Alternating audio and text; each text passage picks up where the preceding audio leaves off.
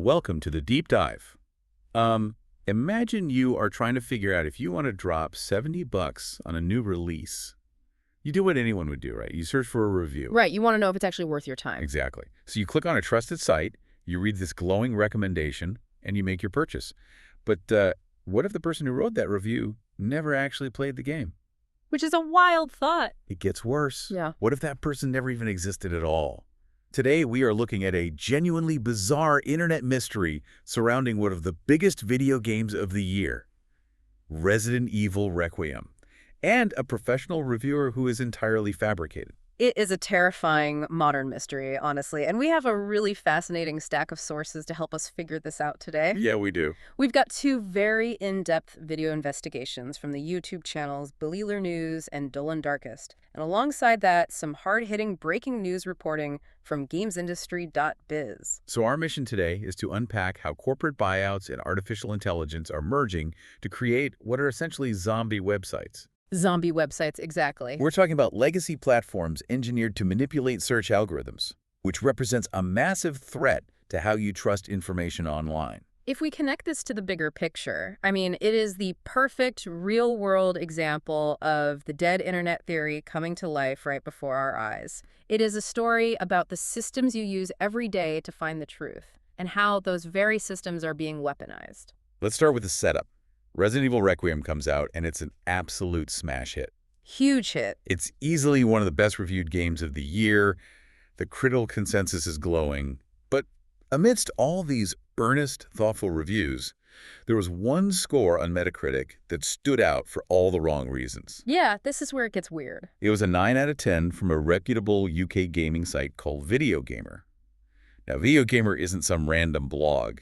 They've been around for years, trusted enough by the industry to be part of Metacritic's aggregated scoring system. And to be fair, the 9 out of 10 score itself wasn't the issue. That is a perfectly reasonable rating for a game of this caliber. Right, totally normal score. The alarm bells started ringing when you actually read the text. It's a 543-word review, and the moment you start parsing the sentences, it feels incredibly hollow. Hollow how? Well, it never actually engages with the specific content of Resident Evil Requiem. It doesn't describe the tactile experience of playing it.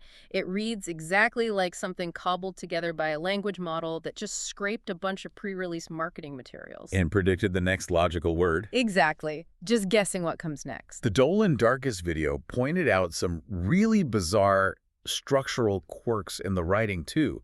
Like, there is this strange over-reliance on em-dashes and that classic repetitive AI syntax where every other paragraph says something like, it isn't just X, it's Y. Oh yeah, the classic AI cadence. But I have to read you the most baffling quote from this supposed professional game review. Tell me what you make of this. It says, if you haven't checked the pre-order bonuses yet, you might want to commit. What's fascinating there is how fundamentally meaningless that sentence is in the context of critical analysis. It means nothing. It is not a critique. It is not an observation of the game's mechanics or story or art direction. It is a jumbled, robotic call to action. That sentence completely breaks the illusion that a human being sat on a couch, played a video game, and is now communicating that experience to you. Right. So a real reviewer named Andres Aquino, who actually played the game and wrote a genuine review, he was checking the critical consensus online. And he spots this video gamer piece and flags it immediately. Because no human journalist writes like that. No. So the byline on the article belonged to a guy named Brian Marigold. Sometimes he's listed on the site as Brian Margold or even Mygoldold. The shifting name is a huge red flag. And the deeper you look into Brian's profile, the faster the whole facade crumbles. The persona they built for this author is a textbook example of generative AI hallucination mixed with SEO keyword stuffing. Wait, let's break those terms down for a second before we get to Brian's actual bio, just so we're all on the same page. Sure. Generative AI hallucination is what happens when an artificial intelligence doesn't actually know the answer, so it just confidently makes up random, disconnected facts that sound plausible. Like a student lying on a test. Pretty much. And SEO keyword stuffing is an old trick where you cram as many popular search terms as possible into a web page. The goal is to make Google's algorithm notice the page, even if the text itself reads like complete nonsense to a human being. Okay, keeping that in mind, let me paint a picture of Brian for you. According to his bio on Video Gamer, Brian has a master's degree in English literature from the University of Sussex. Very impressive. Very. His profile description then hilariously reads, and I quote, lifelong gamer, passionate writer, adventurous reviewer. And adventurous. Yes, adventurous with an Oh, I. boy. But this passionate, adventurous gamer is also described in the very next sentence as an experienced iGaming and sports betting analyst. Which is a massive, completely illogical pivot for an English lit grad who is supposedly reviewing survival horror games. It makes no sense. It doesn't. The profile also links to an X or Twitter account. When you click it, it's completely blank. When you search for him across the wider web, this so-called experienced analyst has zero online footprint. No personal life, no professional history, nothing prior to October 2025. He literally doesn't exist before last October. Yeah. But a blank Twitter account and a weird bio, it's suspicious, sure. It's not undeniable proof. Yeah. Did anyone actually find hard evidence that Brian was an AI? They did.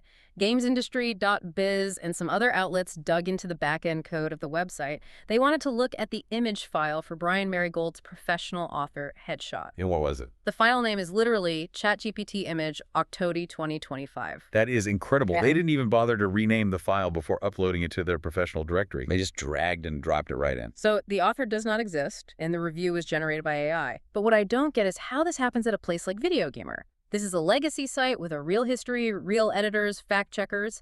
How does a site with actual industry cachet let something like this slip through the cracks? That's the thing. It didn't slip through the cracks. It is the intended business model. What do you mean? To understand it, we have to look at a corporate practice known as puppeting the corpse.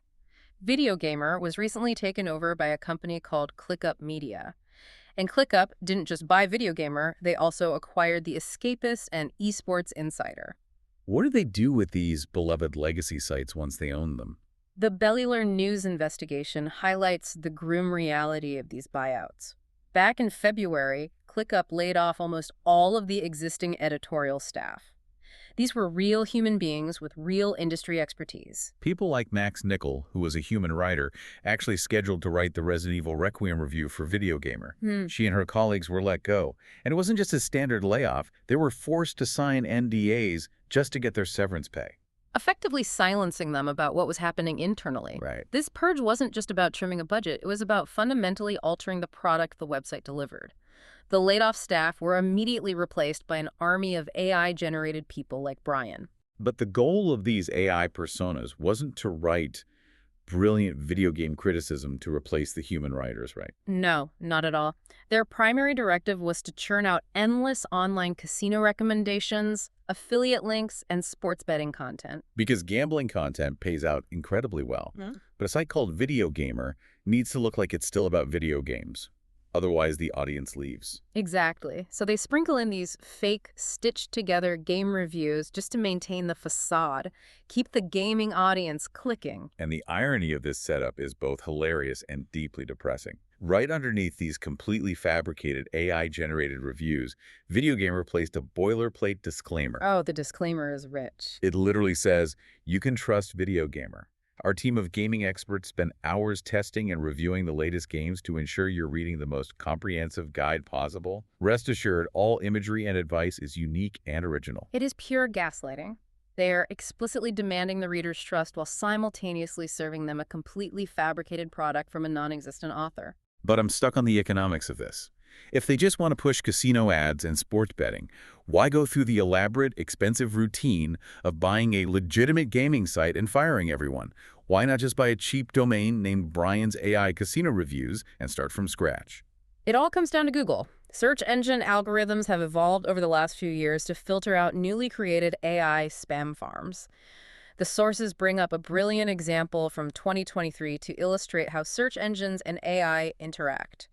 The Glorbo incident. Oh, Glorbo. Yeah. This is one of my favorite internet stories of all time. We have to dive into how this happened. It really is a classic. So players of the game World of Warcraft realized that cheap SEO farm websites like Z-League and The Portal were using AI scrapers to monitor the game's Reddit community. So the AI would just scrape whatever the community was talking about and automatically publish breathless news articles about it without any human oversight. Exactly. Whatever was trending on Reddit automatically became an article. So the players decided to orchestrate a sting operation. They intentionally flooded their own subreddit with fake excitement, about a completely non-existent, made-up character named Glorbo. They were writing huge posts about how they couldn't wait to fight Glorbo and how Glorbo's new mechanics are going to change the game. It was amazing. And the AI scrapers took the bait instantly. Within hours, those spam sites published massive, completely serious articles about the highly anticipated arrival of Glorbo in World of Warcraft. It proved to the entire internet how pathetically easy it is to trick these low-effort AI sites because there is zero human verification happening. No one checked if Glorbo was real. It was a beautiful moment of community rebellion. But how does Glorbo connect to ClickUp, Buying Video Gamer? The key takeaway from the Glorbo incident for search engines was that new, low-effort domains pumping out thousands of articles a day are inherently untrustworthy.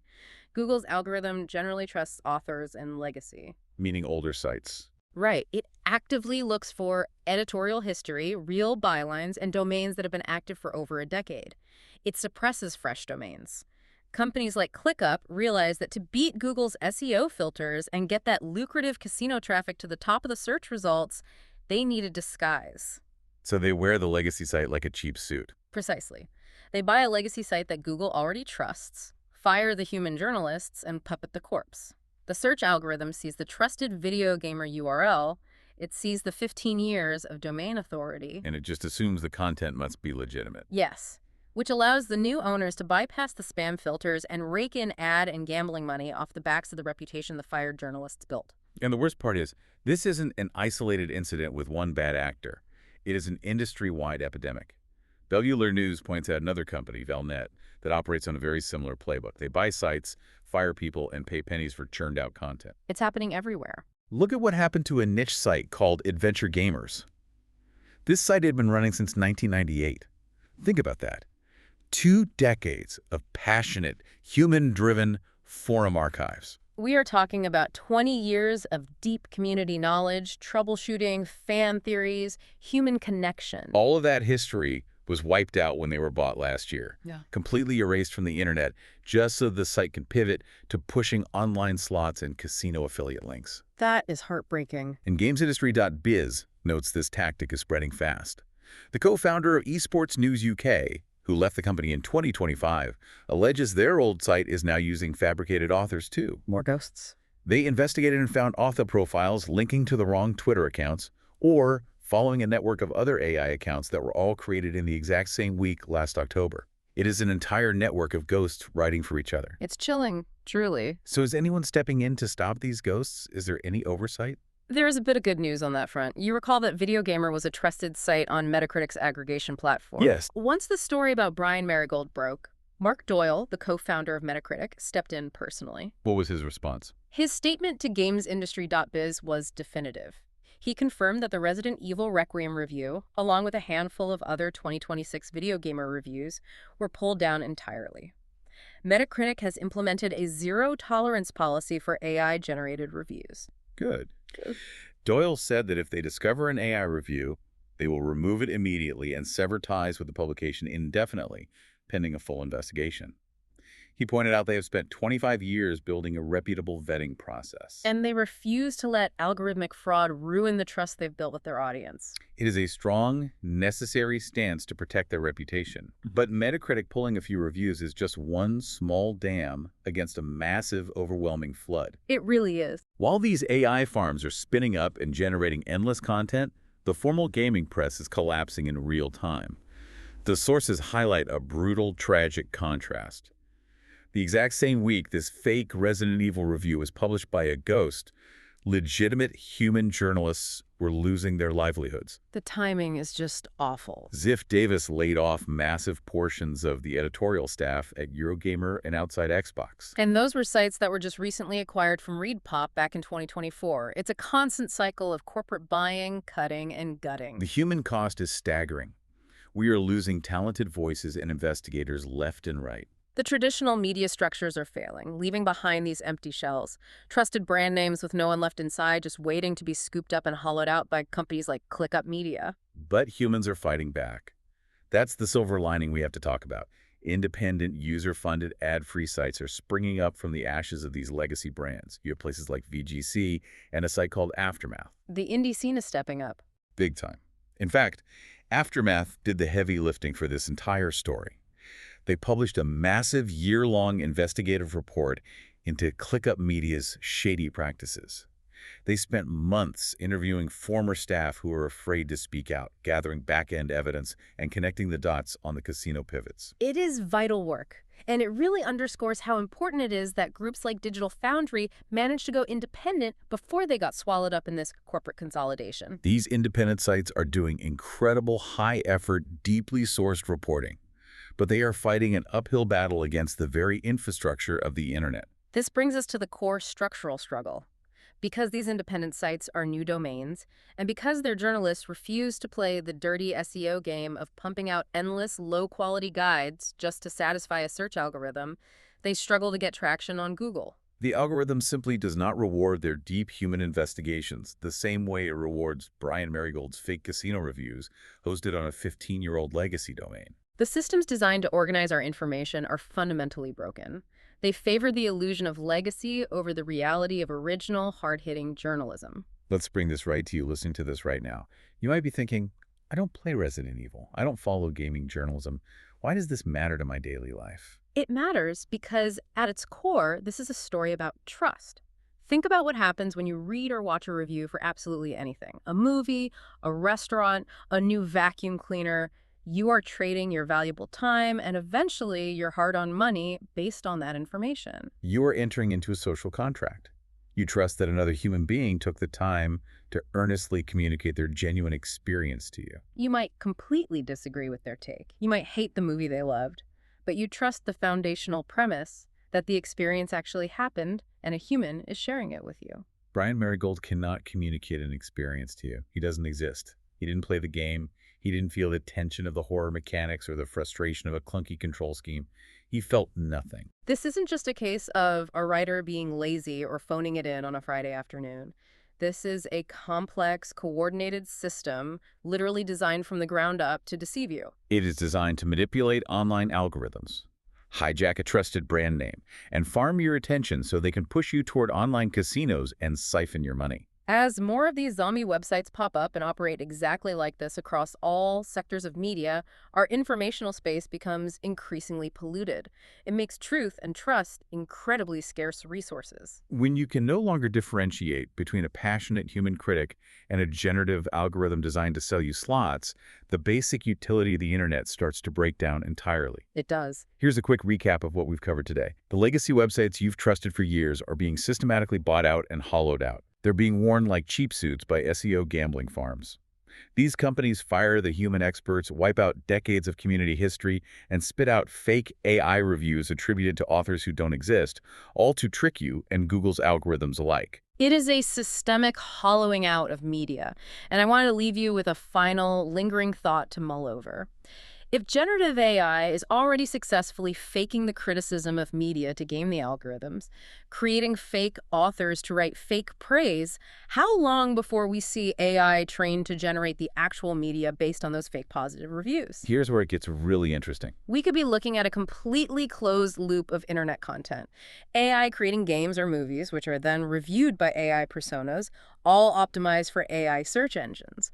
A totally closed loop where human beings aren't involved in the creation or the reaction. Just a loop of fake content. In that scenario, we aren't the audience anymore. We are just the wallets being squeezed in the middle of a machine talking to itself. That is a wildly unsettling thought, but it's exactly where this road leads if we aren't paying attention.